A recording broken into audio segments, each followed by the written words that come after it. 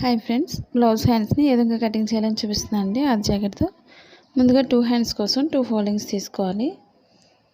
ఇదే భాగాన్ని మధ్యకి ఫోల్డ్ చేసుకోవాలి. ఈ విధంగా ఇప్పుడు ప్లెయిన్ బ్లౌజ్కి ఎప్పుడు కూడా కింద భాగానికి మనం ఫోల్డింగ్ చేసే దగ్గర మనం ఒక 1.5 ఇంచ్ ఉండే ఈ విధంగా మనం మార్కింగ్ చేసుకోవాలి. ఇప్పుడు ఈ మార్కింగ్ దగ్గర నుంచి షోల్డర్ దగ్గర స్టిచ్చింగ్ పాయింట్ దగ్గర ఒక మార్కింగ్, ఖర్చు భాగానికి పాయింట్స్ ఎక్స్ట్రా పైకి తీసుకోవాలి. ఈ విధంగా ఇప్పుడు చంక భాగం దగ్గర లూజ్ తీసుకోవాలి. పొడవు భాగానికి ఈ విధంగా ఇప్పుడు 2 ఇంచెస్ ఎక్స్ట్రా పెంచుకోవాలి మనం ఖర్చు భాగం కోసం. ఇప్పుడు స్టిచ్చింగ్ పాయింట్కి ఒక మార్కింగ్, ఖర్చు భాగానికి పైకి 1/2 ఇంచ్ ఎక్స్ట్రా తీసుకోవాలి. ఒక 2 ఇంచెస్కి ఈ విధంగా మార్క్ చేస్తున్నాను.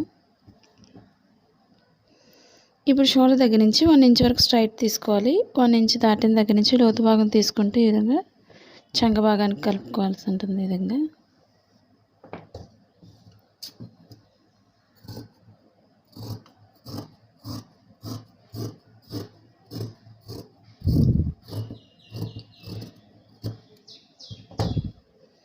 ఇప్పుడు ఎక్స్ట్రా భాగాన్ని కట్ చేసుకోవాలి.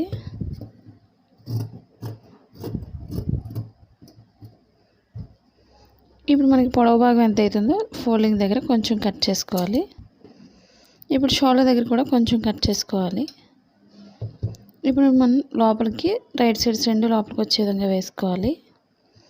మనం ఎదురుబెదురుగా వేసుకుని ఒకదానిపై వేసుకోవాలి. ఈ విధంగా ఇప్పుడు రాంగ్ సైడ్ ఎప్పుడు కూడా మనకి పైన భాగానికి వెనక భాగానికి రావాలి. మనకి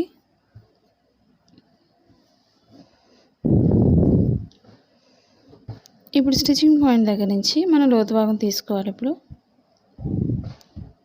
మనం 1 ఇంచ్ వరకు లోతు తీయలేదు కాబట్టి 1 ఇంచ్ వరకు ఈ విధంగా లోతు భాగం తీసుకోవాలి.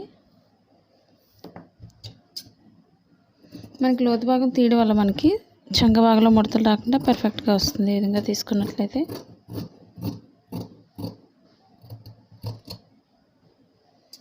స్టిచ్చింగ్ పాయింట్ దగ్గర కొంచెం కట్ చేసుకోవాలి. ఈ విధంగా మనకి లోతు భాగం ఇప్పుడు కూడా బ్లౌజ్ ఫ్రంట్ పార్ట్కి రావాలి. అది తెలియడం కోసం మనం స్టిచ్చింగ్ పాయింట్లో ఈ విధంగా కొంచెం కట్ చేసుకోవాలి. ఈ వీడియో మీకు నచ్చినట్లయితే లైక్ చేయండి, షేర్ చేయండి, సబ్స్క్రైబ్ చేయండి.